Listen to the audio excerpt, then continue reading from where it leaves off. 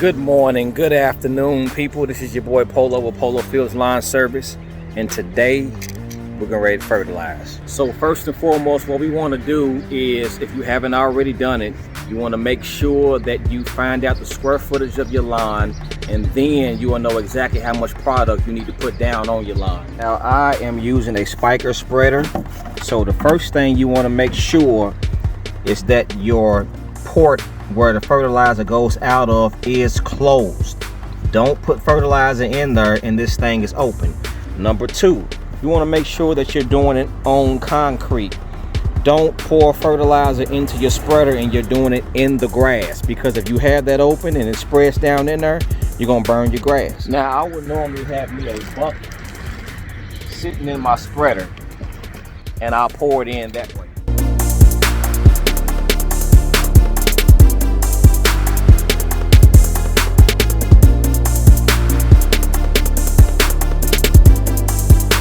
That way, if any of it does drip, it's going to drip directly in here. This bucket weighs 2 pounds. I got me a little scale here.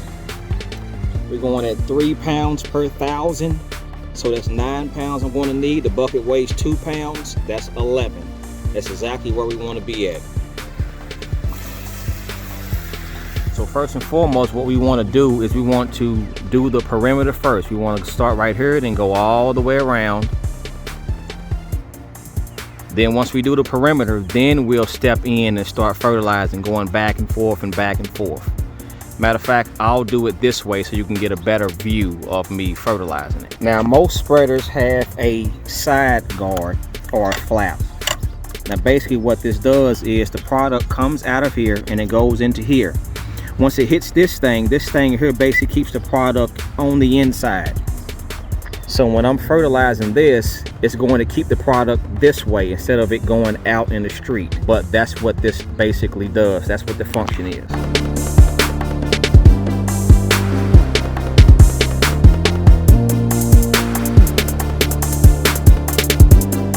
Okay, here's the part where everyone gets confused at. You see my previous tire marks right here? You see them? Now, what you want to do is, most people are just fertilized and they'll scoot right next to where they fertilized. You don't want to do that. When you fertilize, you want to scoot over and you want to throw your product back to the previous tire marks. When you came down, the product was throwing this way. You want to scoot back over, you want to scoot over just a little bit, and you want to throw back to the tire marks. You will see your product going back over there. That right there gives you basically line of sight, so you will know exactly where you left off at. So I'm going to scoot over here and I'm going to throw back over here, and then when I come back down, I'm going to throw back to the tire mark that I just previous left.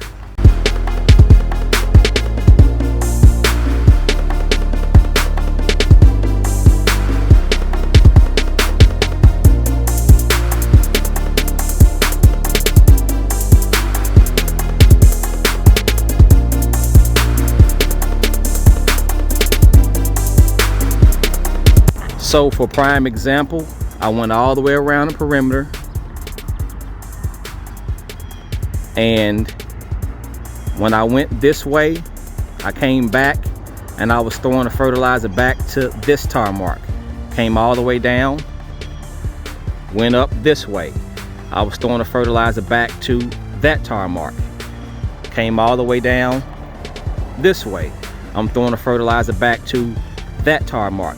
So that basically gives you a line of sight of where you need to throw the fertilizer to, so that you're not just starting over here and then just guessing, saying, well, I guess it went over there somewhere, so I'm gonna move way over here and throw back over here. No, you're gonna have streaks in your line. Some parts of your line are gonna be green, some are gonna be not green, because you're not fertilizing it the right way. This is what you want to do. Whenever you are going down, you want to make sure you throw back to the previous tire marks. And that is a quick way on how you can be able to fertilize your lawn. Remember, measure your lawn first. Once you measure your lawn, you will know exactly how much product you need to put in. This lawn right here is 3,000 square foot. I only put in 3 pounds per 1,000, which was basically 9 pounds. The bucket weighs 2 pounds. As you've seen, it was a total of 11. That's what I needed. That right there was able to cover that whole entire 3,000 square foot, and everything is done. Now, if you don't measure your line, which some people are not going to do this. If you have a Scott spreader, it don't matter if it's the mini, if it's the deluxe, whatever it tells you on the back of the bag of the Scott's fertilizer. If you're using Scott's fertilizer, make sure you put it on that number. So if it tells you to put the spreader on a 4, a 5, or a 6, or a 3, make sure you put it on that number. Put your fertilizer into the hopper and then go out there and spray it. Spread it exactly how I'm telling you to spread it, because you may just fill it all the way up and think that you need to dump the whole entire bag on there. No, you do not need to do that. You need to go around the perimeter and then start in your yard, throw back to the previous tar marks. Once you start to do this more and more and more, you will get used to it. You will know exactly how much product you're putting down, so that way you're not putting down the whole entire bag in the hopper or the half of the bag in the hopper, because that's too much. So be mindful. Make sure that you measure your line. If you're not going to measure your line, make sure you do exactly what I'm telling you what to do on how to spread the fertilizer. This is your boy Polo with Polo Fields Line Service. And now you know how to fertilize your line. And you can get a line just like that. One thing's for sure, two things for certain. Just know that we working. I'll see y'all next time.